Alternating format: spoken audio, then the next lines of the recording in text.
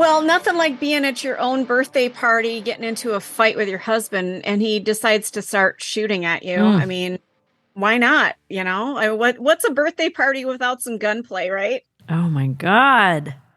Oh, I this isn't funny. This woman was killed. So I really don't want to make light of it, but I don't understand. I mean, I've been to some crazy birthday parties, but nobody's ever pulled a gun. And I'll read the story. We can go into it. It's Stacy Cole and Carol Hughes. Carol filling in for Tony this week. According to a report, a tragic incident occurred at a birthday party, resulting in the death of a woman allegedly shot and killed by her husband at her own birthday party. The incident occurred in Kentucky, where Jordan Henning, age 33, is accused of firing multiple rounds at his wife, Ashley, age 32. Now, during the celebration for Ashley's birthday on Monday night, it was reported that drinking was involved. No shit. And the couple, who were both active duty service members, had been engaged in a rather heated argument. Despite attempts by partygoers to intervene and calm the situation, their efforts proved unsuccessful. At that point, the neighbors decided to leave the house with the couple's children, and as they were departing, they heard multiple gunshots. Jordan Henning hastily left the residence and drove away. Now, this is where authorities were alerted and responded to the scene. Shortly after leaving the house, Henning was apprehended. According to the arrest citation, the defendant expressed remorse for causing harm to his wife, but he killed her. He freaking killed her. Well, he's sobered up a little bit. He's been charged with murder, domestic violence, and could face a sentence of 20 to 50 years in prison or even life if convicted.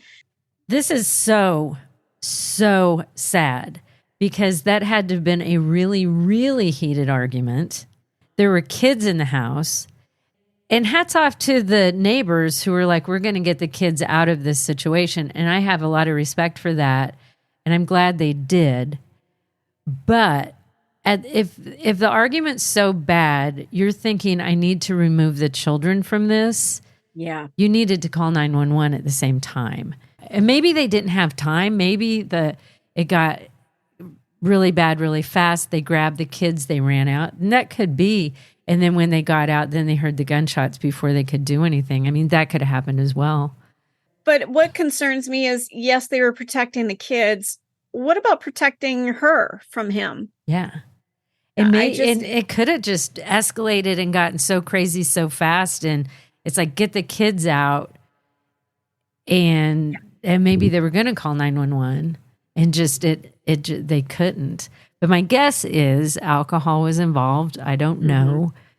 And maybe they had a pretty volatile relationship anyway. I don't understand ever getting so drunk that you get so mad. Like, I don't get that. I don't either. And I don't think people out of nowhere become violent. I think there's probably been some signs that neighbors probably had heard them arguing. Because why did they have this feeling like, I need to get the kids out of here? Yeah. I mean, we've all been around couples that are suddenly disagreeing and having a fight. There's something about this fight where people are like, holy shit, things are getting bad. And it might have been he ran and got a gun and they're like, grab the kids, let's go. Yeah, and it could have been like something like that. Like, for everybody's safety, get out. And they did what they could. That might have been all they could do. I can't judge them. That had to have been a horrific situation. I can't imagine. I mean, you're at a birthday party. There's probably lots of food and alcohol and cake. And had they, sung happy birthday to her at this point? Yeah, it was supposed to be fun. Yeah, it should be. But she ended up with multiple gunshot wounds to the torso and died. And now he is scheduled for arraignment tomorrow, today. I'm sorry, today. Yeah, today. And he's being held on $1 million bond. So they're obviously very concerned about him. The fact that the bond is so high. He's not going to be around for any more birthday celebrations anymore, I'm assuming. Well, and what's so sad is that all in the same day, the kids don't have parents. Yeah, they've lost both of their parents now in one way or another, just because somebody, is this another case of somebody who is in the military dealing with PTSD that hasn't been appropriately dealt with and cared for? Is that what this case is?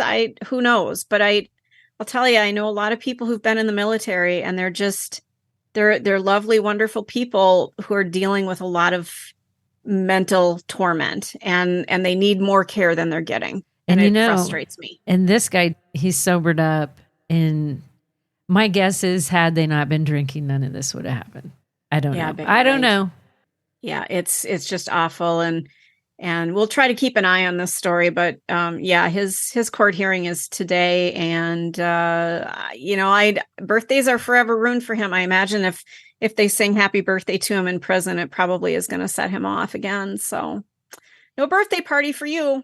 This is the Hidden Killers Podcast. Want more? Start binging on all of our true crime podcasts right now through Apple Podcasts, and get an ad-free experience when you sign up to be a True Crime Today Premium Plus member, exclusively on Apple Podcasts. More of the Hidden Killers Podcast, dropping soon. Press subscribe now.